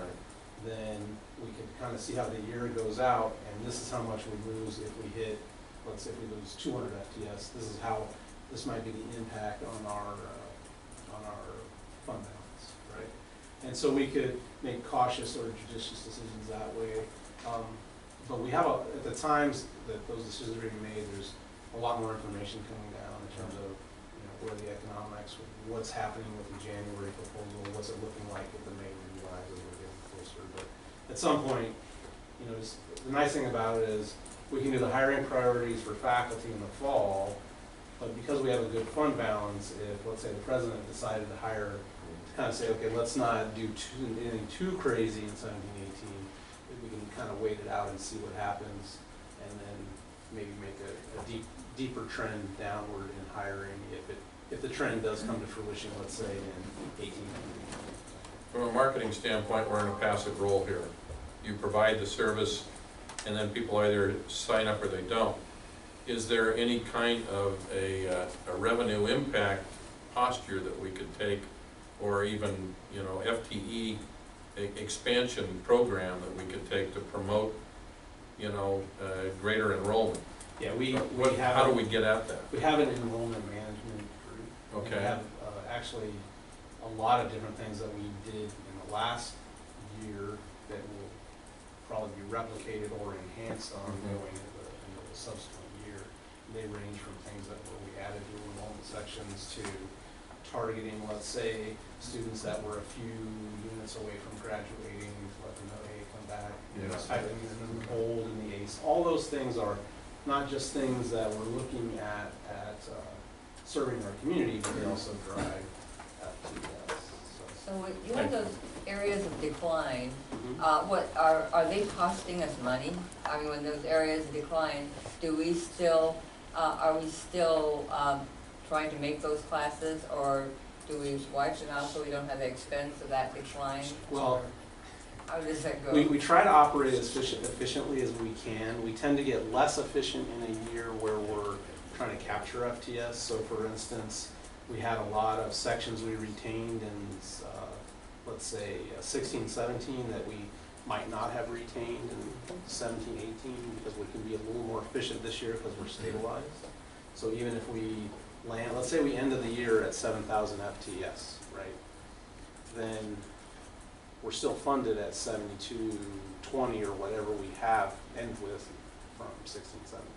So, so your efficiency can definitely improve, but when you start trying to go after FTS, then it becomes problematic. Because, you start thinking about the students, when those areas are declining, somebody's in a major, that's part of their requirement. Yeah, but when they look at canceling classes, they don't just go on the number. Is it is it a sequence in a program where students have to have it? There's a lot of other conversations that happen. We don't just go, oh, this class has 12, we're canceling it. Oh, this class has 12, I would think. do we have other options for the students? Is it, part of a sequence where they need to complete a certificate or degree? So it's not as flat, it's not as cut and dried as we're canceling this based on this many students in the class. Do you see anything that the board could do to help with FTE retention as well as expansion? Get enrollment classes. Yes. I would say just supporting the great ideas that you're hearing in various areas, just like Andy's thing tonight, talking about ways that, because bringing finding the needs that the community has, and then that's where we generate our FTS at, and we want to not just generate FTS to generate FTS, but also serve the needs of the community. There is because we're not the only district in decline, or statewide, the majority of districts are in decline, and what happens is the FTS actually follow the economy. So one thing that's sort of out of our control is when the economy's better, our enrollment goes down because more people are working, right? And then as the economy gets better, and the economy gets worse, and the state has less money to fund us, our enrollment goes up. So it's a pretty tough challenge. Counterintuitive. In that respect. So there is a lot of conversation statewide about the fact that our funding formula is so FTS driven. So are there alternate ways to look at the funding formula? Getting to a different funding formula, like a couple-year process at the start. Is that, I got really went sideways on that. No, Those were good questions. Funding formulas are perfect. So let's go to the next slide. Retiree health benefits. This is something that, we put, right now we have about 14.3 million between the funds that we put in and the interest that we've gained by having in there. We just got back to draft on our latest actuarial report. That'll be coming to you when we get the final version of that. And so it's sitting about, our liability on that used to be over 40 million. The latest projection they had on that was 38.7. So that means that liability is trending down. It's bad news for some of our retirees because that's based on how many benefits we're paying out for those retirees. And so some of them aren't here anymore. The retiree health care costs, sorry. It's an insurance, or so like a statistical thing, right? It's a statistical thing. Wow, what a downer. And I don't feel very good. We're gonna go home mourning. Well, keep in mind that the most expensive retirees are the pre-89 in our contracts for faculty, and so they get, them and their dependents have a full, benefit in terms of the health benefits. And so that's the biggest dollar that resides, one of the bigger dollars that resides in this 38.7 million. So and then we want to make sure the reason we're doing this is we want to make sure we can keep paying for that benefit, because that's what we promised we would do. And then, so we have this certain amount that we pay as you go every year. Right now it's about $2.65 million that we're paying out for the retirees this particular year. In that actuarial report, it looks like it's finally starting to flatten that draft that I saw at about 2024, which is good, because that means, in terms from this expense at the 38.7, which means that's starting to draw down in the other direction. The reason it is because we don't offer as good of benefits in terms of post-retirement for certain sections of the contracts, whether it be the classified contract or the faculty contract or administrators that are eligible for any kind of retiree benefits. So that means we're doing some good stuff in terms of getting that 14.3 million. We now finally have an idea of where we're gonna potentially get as a peak if the projections and the actual, of course, the one thing that the actuaries tell you is we're What's that line? The numbers are certain to be inaccurate. Oh, yes. So there's always that caveat, you can't talk to an actuary and get a real answer sometimes. But anyway, so good news is we're doing a good job with this, and so I just wanted to point that out. It's moving in the right direction there. STRS and PERS estimates, that's the real challenge, right? I think we talked about it. The Cal STRS ones, this upper shaded area, that's the one that's in statute, right? So that's going to keep getting bigger. The PERS is a Cal PERS is a projection, but it is projected to grow even faster than the STRS that's in legislation. So it's just going to keep going up, and that's what I was talking about. That base increase, that's what's helping us with that. But it's also, if any year we don't get that base increase, we're still going to get that increase that's coming from Cal PERS and Cal STRS, and that's going to impact, how we operate, potentially, how we hire in the future years, have to maybe be more efficient sometimes to get things done, because this. Well, that is a heavy right. load to carry. So that's something to think about. Okay, so 16, 17, see, good news, right? Good news. Yeah. It looks like we're potentially going to come into the black here for 16, 17 estimated actuals. By a lot, right? 5,000. The part of what we did there, though, was we did sort of put a little less into the OPEB trust in order to make sure that we came in the black this year. We could have put a larger chunk into the OPEB trust. We generally put $500,000 to $600,000 in a clearing account, and we usually like at a minimum to be able to send that into the OPEB trust. But I think with this, what is it, Jill? Like 378,000 would be deposited in the OPEB trust. Yeah, I was gonna say, that doesn't add. Morris. Sorry about that. A lot closer. And I won't admit that he showed me this and I missed it. Yeah. Where did I make my I wasn't a typo? math major, but dang. You know what I did was I took off another one and then started cutting and pasting, and so I must have messed up. That 7 at the bottom is supposed to be a 1. All right. So the 444319715. Well, even at that. You're right, it's off. Let's go to the actual budget page. Let's skip that one. We'll fix that. If you go to the budget page, where I should have pulled the information off of, and was theoretically doing, if you look at page 217, you'll see the 5,188. And it looks like on the expenditure side, we were at 4431971. And then if you look at the income side, 44437 160.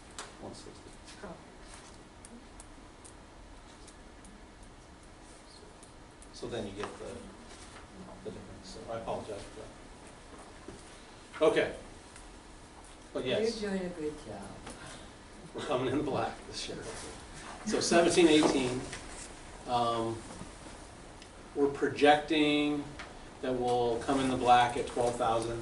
This would be not putting a deposit into the OPEB trust to do this, based on assuming we'll save about 1.9 million over our budgeted expenditures. So remember, so we're budgeting income of 45.5. Our total expenditures that we're budgeting is 47.4, but we're assuming between income and expenditures that we're going to be about 1.9 million to the good based on our historical reviews of the last 5 years, right? And then that would put us in the black if all that transpires. Okay. And we've been very consistent that we capture 4+% on any given year. Does that make sense? Yep. So thank you. That's where we're looking. That's the budget. Do we have questions? Pretty rosy. Till next. There's always another year. The good things. So we're looking for you to approve this one. I'll second. Motion by Rob, seconded by Kendall. Any further discussion? All in favor? Aye. Opposed? Motion carries. 9.5, 2017-2018 spending plan for the Educational Protection Account, EPA. All right, so a number of years ago, when Prop 30 passed, we had to start setting up an educational protection account. And essentially, these are apportionment funds, but they come to us as EPA funds, and they cannot be used on administrative salaries. So we have to provide a plan that shows where we're putting those dollars, or and where we're expending those dollars. And you'll note that they're all in activity codes where we basically don't have administrators and we're doing instruction. So those are the lines. And that number sort of evolves over the year, because this will be the starting number the state might give us, but then at the end of the year it might be 5.7 or something. I'll move approval. I'll second that. Motion by Kendall, seconded by Bob. Any further discussion? All in favor? Aye. Opposed? Motion carried. 9.6, 2017-2018 GAN appropriation summit. Mr. Leonard. All right, so this is a limit that we bring you every year, or what we bring you every year for approval. And this is basically, I think we mentioned here, 1979, back in the Prop 13 days or whatever, when that sort of thing was going on. They were trying to keep the appropriations and population adjustments under whatever the 78, 79 levels were. And so that's what this one is about. But you'll note when we take a look at this that our appropriations subject to the limit are well below what the inflation adjusted is. We're looking for approval on that. I so moved. Second. Motion by Bob, seconded by Rayola. Any further discussion? All in favor? Aye. Opposed? Motion carried.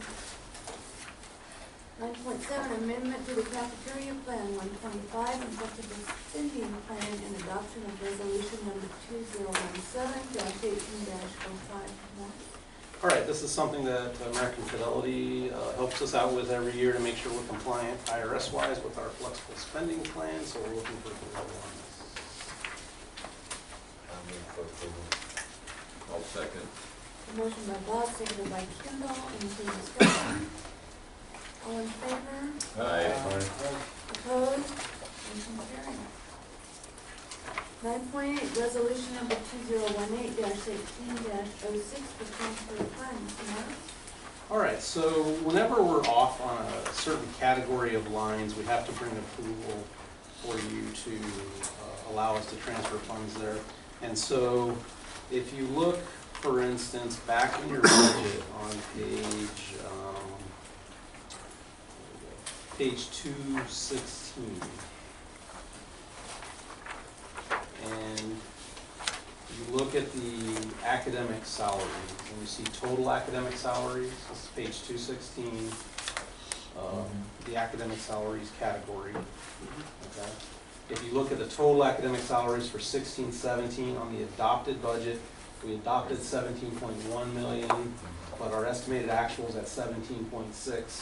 So what we're doing with this is we're saying, okay, we need to basically sort of augment this budget to allow that additional amount to be budgeted in that category. And then the other category is the 7,000 other outgo at 145,000. So we're looking for approval to So moved. do that. I'll second.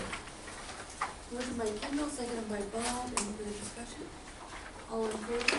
Aye. Opposed? Motion carried.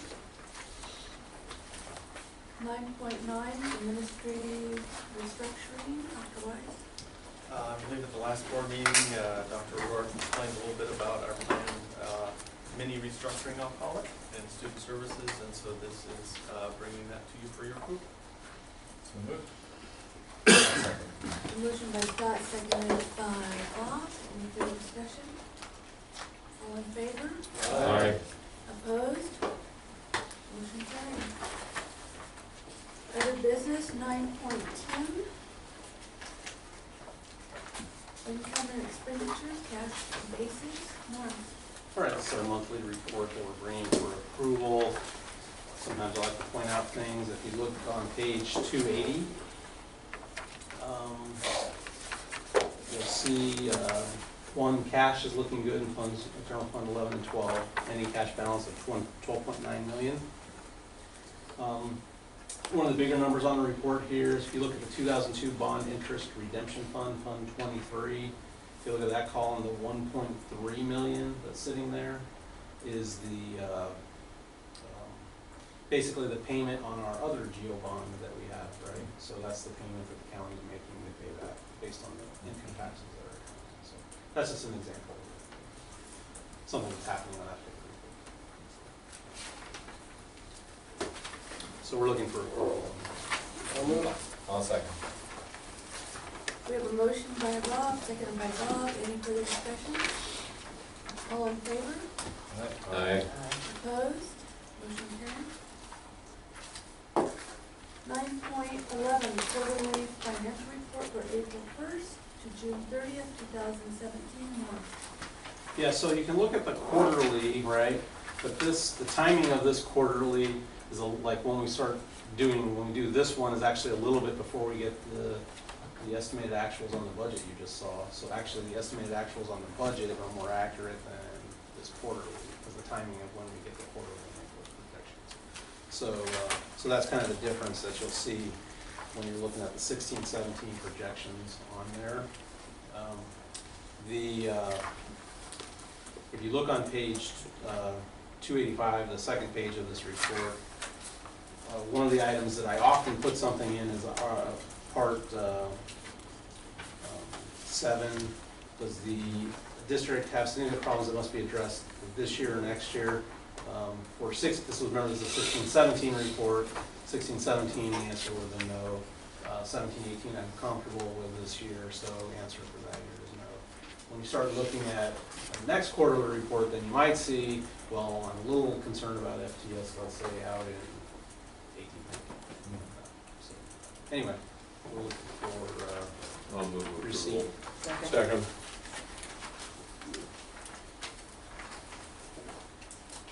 Do we just, the board acknowledge You're this? just receipt of acknowledge this report? You know, I'm not sure I've ever seen one of these where we didn't have a yes on one of those. I've never seen it.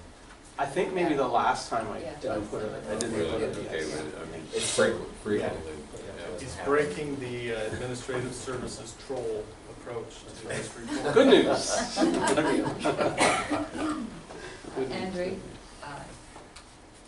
Mr. Roderick informed me that he thinks that you're the person who cleaned this up so we could actually read it. Made it bigger. Actually, I had to. What's that? I didn't listen to It's magic. Oh, my assistant did that. Oh, yours is it? So Well, give her a hug. I will give her kudos. Yes, it's better. Write her a note. Riola pointed that out, and I couldn't take credit for it. She was trying to give me credit for it, and I couldn't do it. Wasn't that So- long token? All right. I will, she'll be happy to note that you have noticed it, and let her know. The really important things I have a handle on. All right, sorry. Are we on to the next one? 9.12, no, I didn't, I crossed you off, but I won't forget you this time. 9.12, authorization to enter into agreement with Creator Up Video Services, Morris. All right, I try to explain this one. Shucks. Yeah. So Creator Up is the company that the New World Work has worked with the last several years to create the video content for the 21st Century Skills curriculum. So this particular contract, they're going to make 10 additional videos for the curriculum that are contextualized to the priority sectors that the Chancellor's Office has identified that aligns with the Doing What Matters initiative. And then they'll also be updating 50 videos that are already in place that are set for high school audiences, so they're going to update those that can be used in the general audience as well.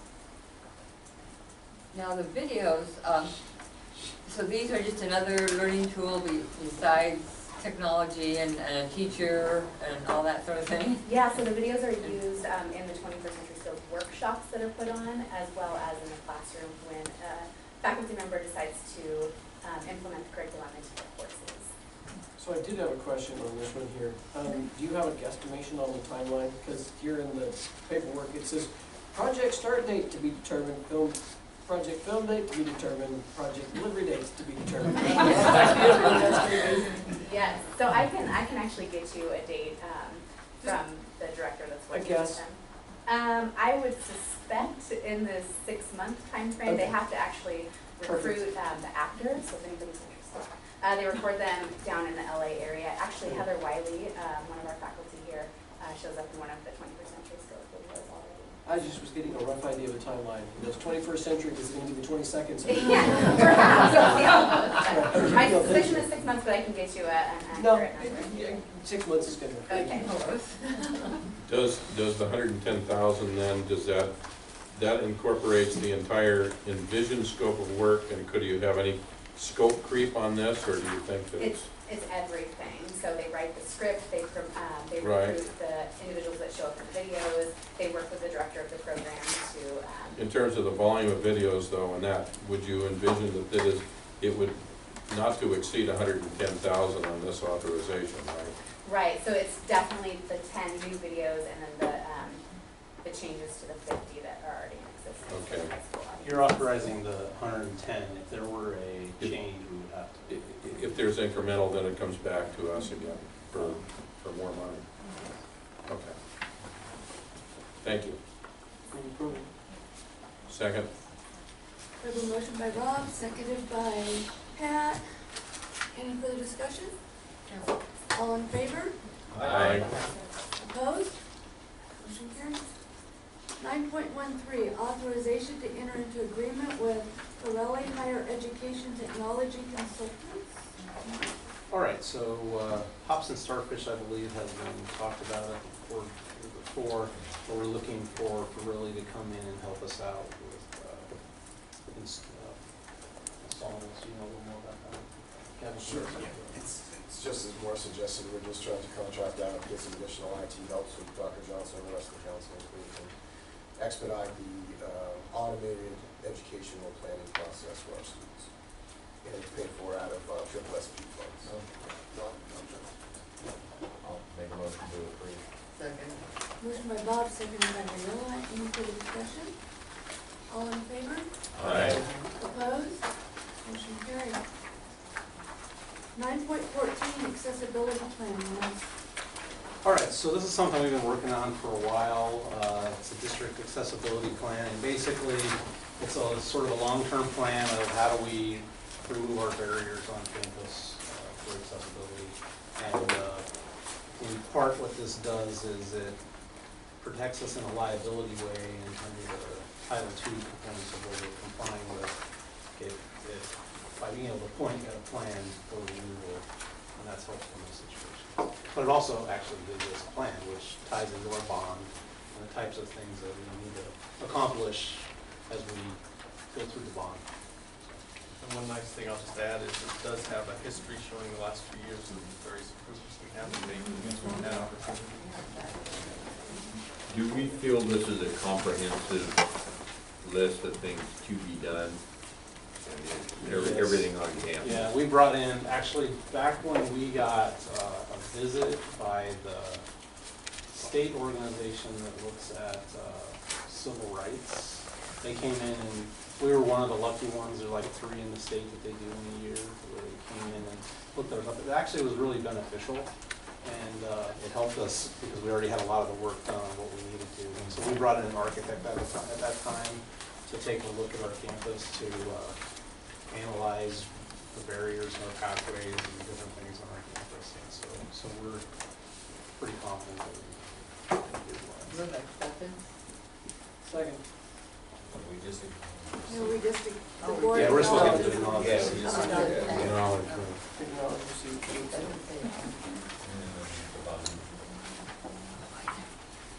Okay, 9.15, emergency operation. All right, I think this is a handout. Yeah. This is another one we're looking for acknowledgement. And It's boring. we have Lonnie here to talk about it. Right. This has been a long time coming. It's part of what you directed us to do, you know, in relation to improving safety on campus. It ties into some training that we did this summer with almost, I think, 44 staff members on campus. And so we kind of trialed out some of this stuff to look to improve it. We had that same consultant that brought the training also reviews a plan. And so this is our latest and greatest emergency operations. Where's that one gun in this whole thing? Well, we're gonna, Where's the what? That one gun, there's How's one that gun on working campus. out with Yeah, our we're- PD our on PD, campus, and how's that being received with, Sure, with the community, the college community accepting that we're now on campus? Sure, I think things have gone better than ever expected. We have some great folks who are getting out there in our community and working with our partners and showing up the committees, doing everything we've asked for. We've had great meetings at RPD, and every single week we're meeting and talking about programs and things that we need to do. And we're recognizing an immediate response to some things for our students and faculty members, so it's worked out exactly what we wanted it to. When you combine this with bringing RPD on campus as campus research officers, I think the improvement is huge. Is there a schedule for this to be reviewed and revised? It's a continual review, but it's part of the 12-month cycle that we're working with our workshops, but there's an annual review that is required every single year that we have to do. And we have worked with our consultant to review it on a yearly basis. So it will be reviewed by FEMA on a yearly basis. Thanks. well, we did take a little run through, the office down there, didn't we, Wanda? Yes, we It's did. very impressive. That was, yeah, Very and, impressive. Yeah. also Pat, that was really nice. I mean, it looks very professional down there. Sure. Little, all locked up with little wires and things to talk.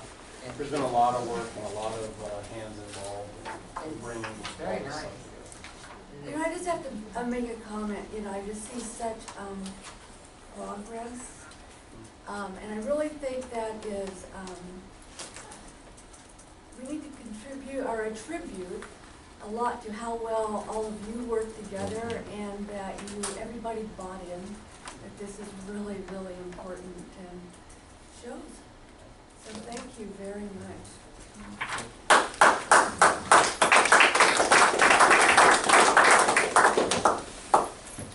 So the board acknowledges receipt of this manuscript. 10, announcements. 10.1, future regular board meeting dates, October 11th, 2017, November 8th, 2017, December 13th, 2017. Number 11, comments from individual members of the board. Yeah. Makes me think that I want to tell Joe thanks for the workshops. That we had a workshop, and it was also the day that the big eclipse was happening. So we had all of our little, I guess, glasses to be looking through. But the workshop, I've been around here for most of my life. And we took a tour of the institution, and of course I drive around here, but I took a tour. That tour was really nice, wasn't it? I mean, and I can't tell you how much, how this old school has become so new inside the buildings and how well kept it is. Because lots of times we've had a lot of deferred maintenance. It's not like that anymore. They're doing good. That was just a great workshop, Joe. Good brother.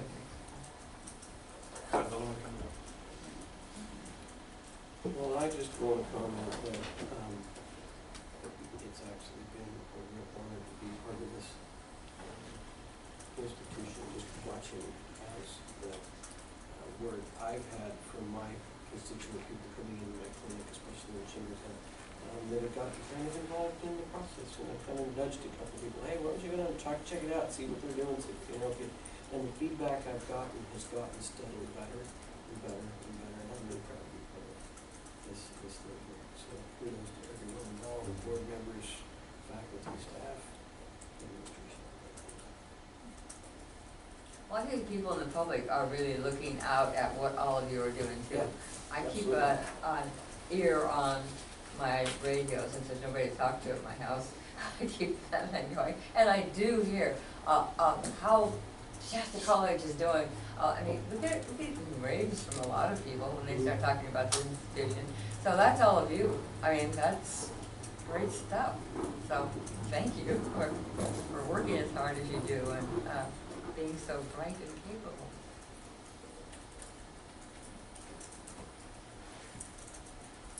Number 12, comments from the audience. Hearing none, we will now recess to close session to consider, discuss, and or take action upon any of the following consent items. 13.1, California Government Code Section 48912, consideration of student suspension or other disciplinary action, not expulsion.